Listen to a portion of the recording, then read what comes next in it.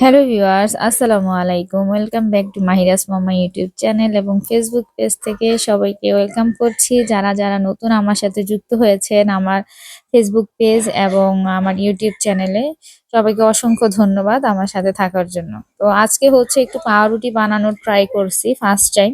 আমি এটা আগে কখনো বানাইনি। একটু ইউটিউব ভালোভাবে দেখে তারপরে ইস্টটাকে অ্যাক্টিভ করে এখন এটা ময়দা দিয়ে করেছি। আর এই পাউরুটি বানাবো বলে ওইদিন ইন্স থেকে ময়দাও নিয়ে আসছিলাম। তো যাই হোক, মাশাল্লাহ আমার পাউরুটিটা ভালো হয়েছিল। আমার পুরো ভিডিওটি দেখেন।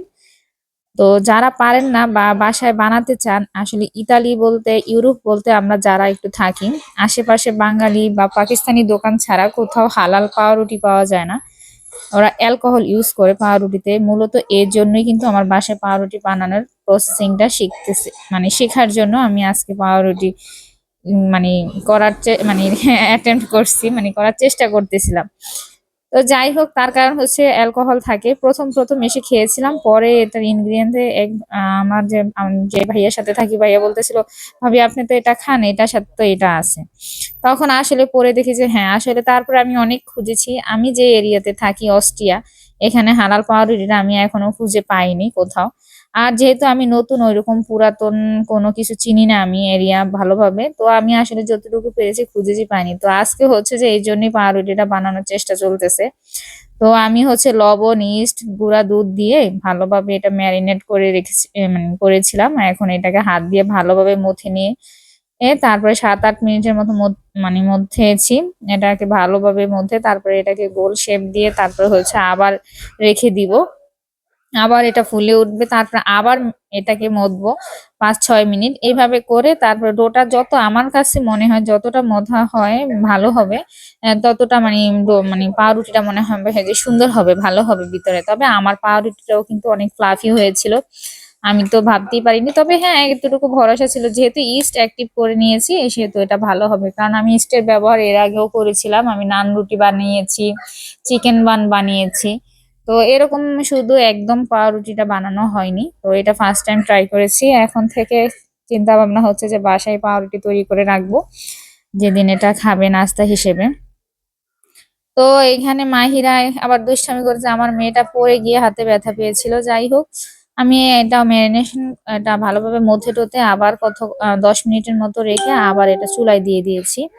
তো আমি দেখতেছিলাম হয়েছে কিনা। অলরেডি আমি ২ বার চেক করেছি, ছুরি দেখলেই বুঝতে পেরেছেন। তবে আমার মনে হয় যে উপরে ফেটে গেছে। আমি উপরে তেলটা দিতে মনে ছিল না, মানে ব্রাশ করতে মনে ছিল না। অয়েল ব্রাশ করলে হয়তোবা আমার উপরে এরকম ফাটতো না। তারপর একটা ভিজা ন্যাকড়া দিয়ে এটাকে ঢেকে রেখেছি ঠান্ডা হওয়া পর্যন্ত। তারপরে একটু বারান্দায় গেলাম, ওয়েদারটা অনেক সুন্দর ছিল। তো এই জন্য গিয়ে দেখি যে আমাদের ফুলগুলো ফুটছে। তো আজকে হচ্ছে যে আবার দেখাবো আপনাদেরকে, আমাদের ফুলগুলো অনেক সুন্দর ফুটেছে। তো বাইরে গিয়ে ওয়েদারটা ভালোই লাগলো। অবশ্য আজকে আমরা একটু বের হব। তো এটা ঠান্ডা হয়ে যাওয়ার পরে আমি এখন এটাকে বের করার জন্য একটু আঁচ দিয়ে নিয়েছিলাম ছুরির, কিন্তু পরে দেখলাম যে এটা এমনিতেই চলে আসছে।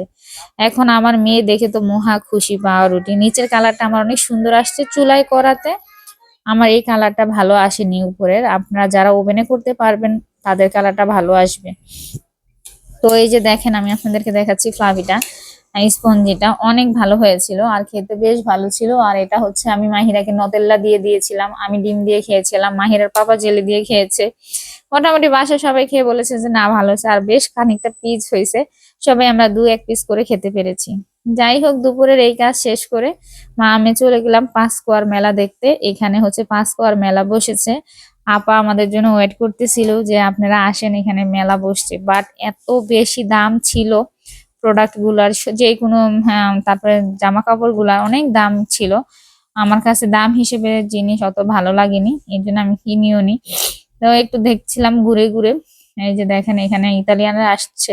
অবশ্য ওরা তো এই দাম দিয়ে কিনবে, কারণ ওদের প্রোগ্রাম অনুষ্ঠান ১২ মাসে ১৩ পার্বণের মতো হচ্ছে ওদের প্রোগ্রাম থাকে।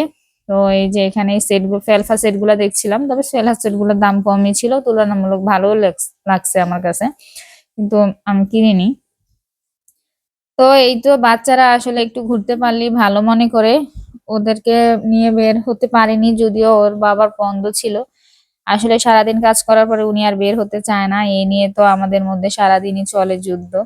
তো আসলে উনি আর বের হয় না ওকে নিয়ে। তারপরে আমি ওকে নিয়ে বের হয়েছিলাম, পরে অবশ্য উনি আমাদের সাথে যোগ হয়েছে। এখানে সুন্দর সুন্দর জুতা দেখলাম, সামারের জুতা উঠছে, সুন্দর সুন্দর টপস ছিল, বাট অনেক হাই রেটেড ছিল আর কি। তো যে যেখান থেকে আমার ভিডিওটি দেখছেন আশা করছি ভালো লাগছে। আর আপনারা যাদের ভালো লাগবে অবশ্যই কমেন্টস করে জানাবেন, আর আমার ভিডিওর ভুল ত্রুটিগুলো ক্ষমা সুন্দর দৃষ্টিতে দেখবেন।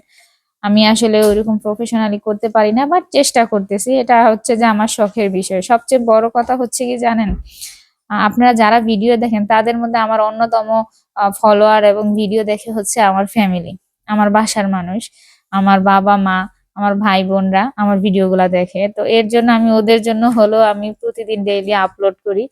তার কারণ হচ্ছে ছোট বোন তো সবসময় বলবে যে আমরা তো সবসময় তোমার সাথে থাকি না, কিন্তু তুমি ছোট ছোট জিনিসগুলো ভিডিও করে আমাদের সাথে শেয়ার করতে পারো, আমরা দেখবো, তুমি দিবে। তো এই তো আমরা পার্কে চলে আসছি, ওইখানে ঘোরাঘুরি করে এখন একটু পার্কে বাচ্চারা সময় কাটাবে, খেলাধুলা করবে, ওদেরও ভালো লাগবে। আর আমরাও বসে গল্প করতেছিলাম, অনেক টাইম গল্প টল্প করে তারপরে বাসায় চলে আসবো। তো এই তো ছিল আমাদের আজকের ভিডিও। আর ইতালির সবচেয়ে সুন্দর একটা ব্যাপার হলো যে কিছুক্ষণ পরে পরেই একটা পার্ক। আমি আরো 2টা পার্ক আছে আমাদের এখানে। তো এই যে এখানে নিয়ে আসছিলাম আজকে মাহিরাকে, এখানে এখন প্রায় সময় আসি, আমার বাসা থেকে একটু দূরে। এই পার্কের ঘোরাঘুরি শেষ করে এখন আমরা বাসায় চলে যাচ্ছি। তো এই তো ছিল আমাদের আজকের ভিডিও। সবাই ভালো থাকবেন, সুস্থ থাকবেন। যে যেখান থেকে দেখছেন কমেন্টস করে আমাদেরকে জানাবেন। অবশ্যই লাইক দিয়ে ভিডিওটা দেখার অনুরোধ রইল। আল্লাহ হাফেজ।